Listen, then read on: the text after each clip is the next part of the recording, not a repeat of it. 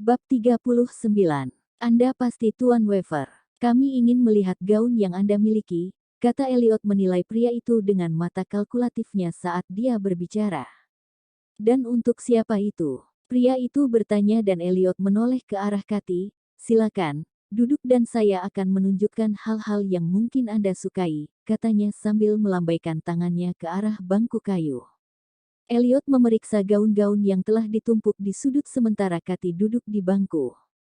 Pada awalnya, Kathy berhati-hati saat berbicara dengan Merweaver, tetapi saat dia menjelaskan desain dan warna dengan penuh semangat, dia merasa pria itu memiliki hati yang baik dan malah disalahpahami oleh orang-orang kota.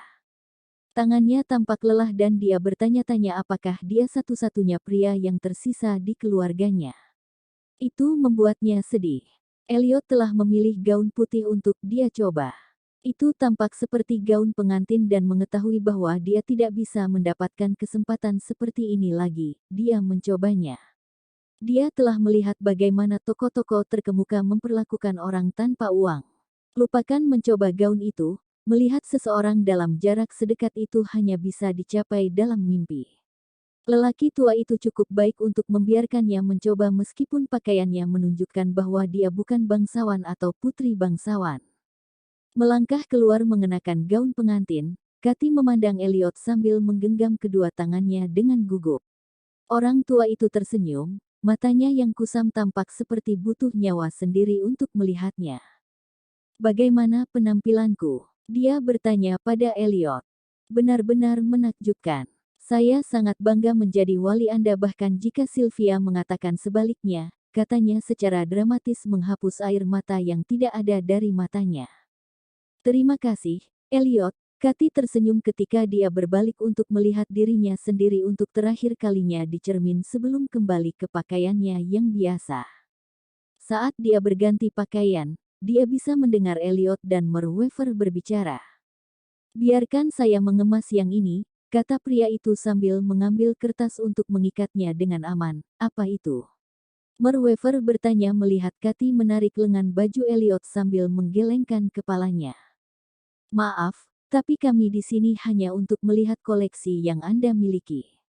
Kami akan kembali untuk gaun itu lain kali, Kathy meminta maaf dengan tulus.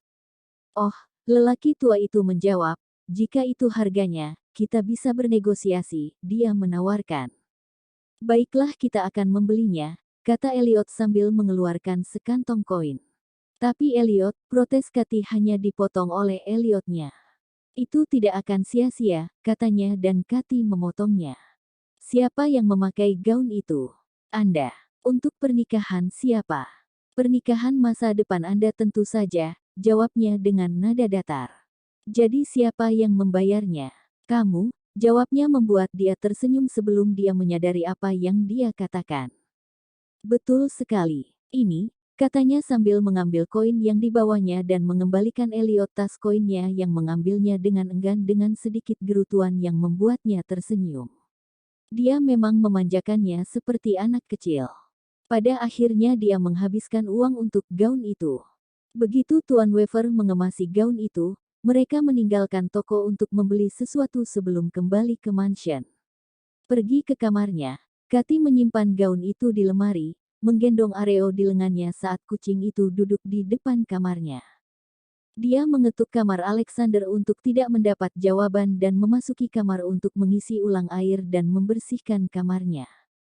Kamarnya jauh lebih rapi ketika datang ke kamar dan itu membuat pekerjaannya mudah. Mengambil kemeja yang ada di lantai dan yang perlu dicuci, dia berjalan menuju kamar mandi untuk melihat apakah ada lagi yang bisa diambil. Mendorong pintu terbuka, dia menghentikan langkahnya dengan pemandangan yang menyapa di depannya. Dia merasakan udara keluar dari paru-parunya. Tuan Valerian sedang mandi dengan punggung telanjang menghadap ke arahnya. Menjadi tuan, mandinya sangat besar dengan dua patung singa yang menuangkan air dari mulutnya dan sekarang dia berdiri di bawah salah satunya.